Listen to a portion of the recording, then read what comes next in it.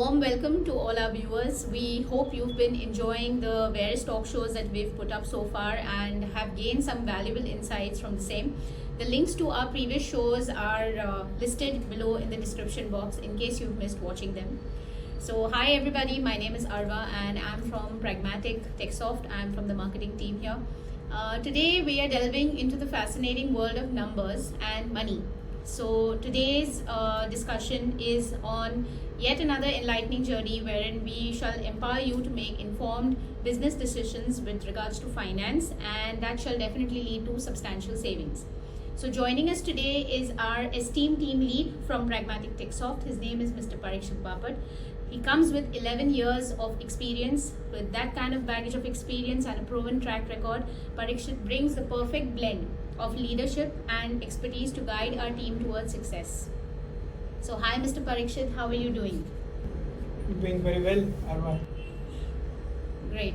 So let's begin with one of the most trending topics today. So we all know that the Finance and Accounting module is definitely quite beneficial to businesses. So we all understand that the finance module is definitely a very important module for businesses worldwide. So let's begin with one of the most trending topics today, which is omni-channel. So Mr. Parikshit, how does this particular module facilitate omni-channel operations and enhance the customer experience? When we talk about any ERP system or for any organization rather, accounting becomes a center part of it.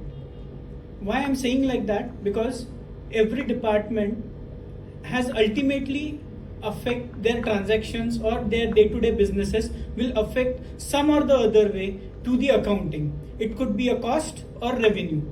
So being in a modular structure, when a business is not limited offline now, it becomes online. It becomes like through e-commerce, you can say, through point of sale, you can say, you can have on-call deliveries also. So all these channels can be handled real time through accounting when we specifically talk about ERP and the accounting module. That's fascinating. Accounts management is often considered as an art. So in your opinion, can you shed some light on how this particular module empowers businesses and allows them to focus on the art of accounts management? Essentially, it provides you a comprehensive tool, as in not only for managing the accounts receivable or payable, but also the automated invoice generation or bank reconciliation is like one of the pain, I would say. So that is something which is handled quite efficiently. At the same time, generating a holistic report.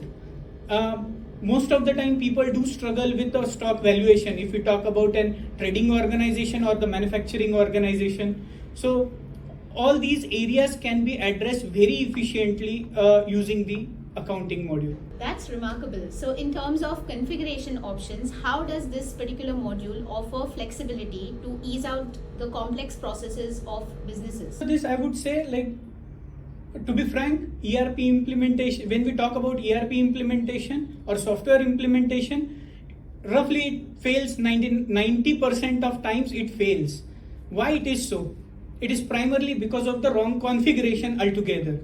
Wrong configuration would lead to a wrong result because the system works based on what configurations have been made to it.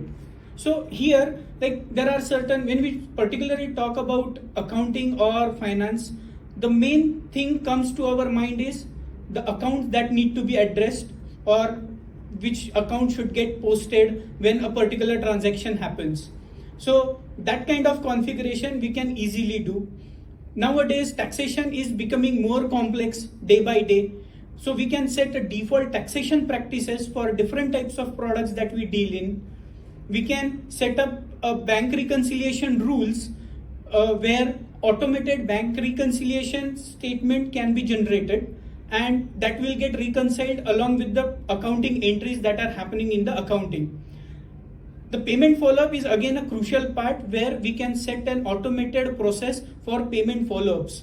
It is not just about reminding to the customer, but also requesting them for a payment, and if the payment is not being made, we can, based on the credit limit offered to the customer, we can restrict the future transactions that are going to happen with it.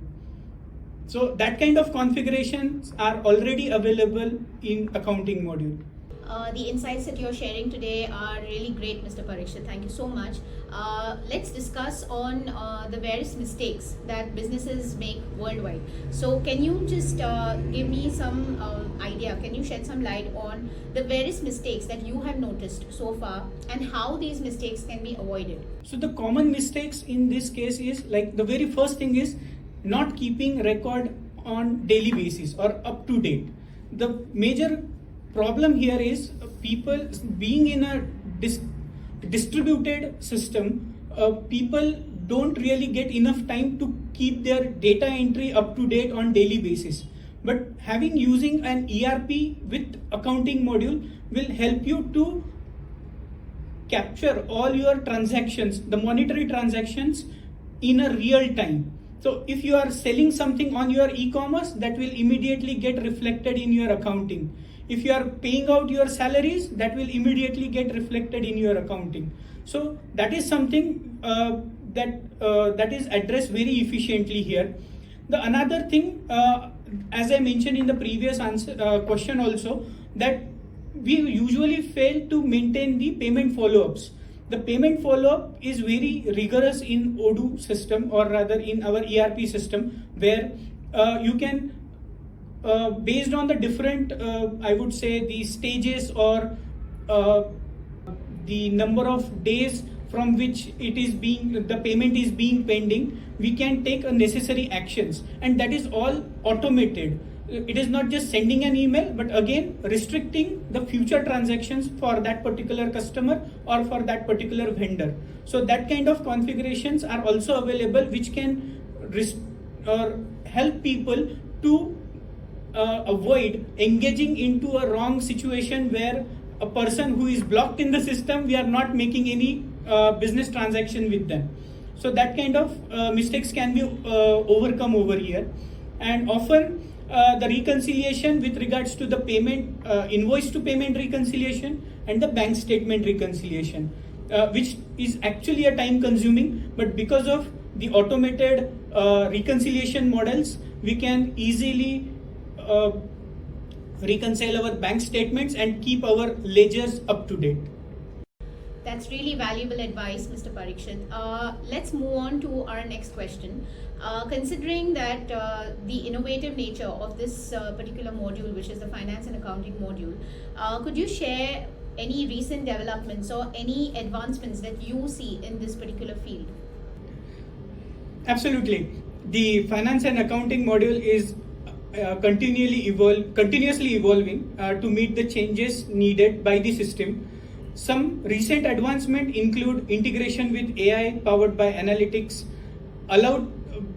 which allows business to gain a deeper insight from their financial data.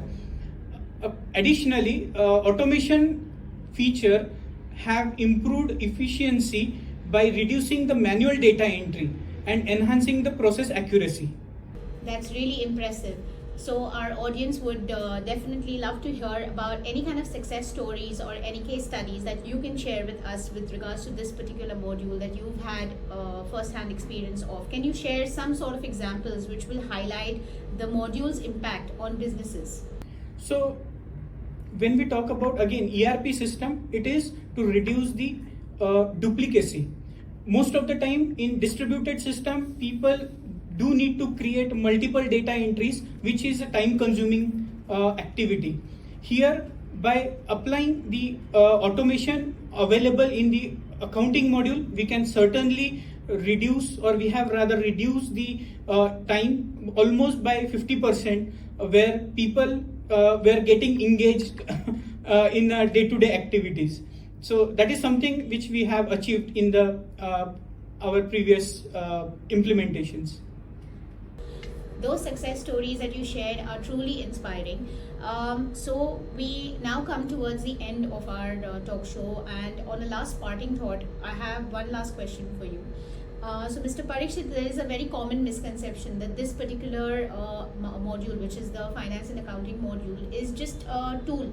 However, we feel at Pragmatic that this is a strategic asset to businesses of irrespective of their size. So, what are your thoughts on this? So here, when we talk about accounting, it being a backbone of a company altogether, it becomes really very crucial to maintain not only the data, because the data becomes information. Information will lead you to take a decision. So that is something accounting module will do for you, which is not only giving you reports in a regular Excel or the CSV files, but it is also giving you reports in more like a pictorial representation with graphs, charts, where you can analyze the data more efficiently and take decisions to grow your business or take your business to the next level. So it is not just a tool. Again, I would emphasize on this. It is actually an asset, because if you use it, that will definitely take you to the next level. Great, Mr. Parikshit. Thank you so very much for all the valuable information that you have shared with us today on this particular module. It's definitely been an enlightening experience for all our users, I'm sure. And that concludes our talk show, where we explored the significance of the Finance and Accounting module. We hope that this particular discussion has been informative and has inspired you all. Please do stay tuned for further engaging conversations that we have planned up for the future. Follow Pragmatic Techsoft and do share and like our video. This is Arva signing off.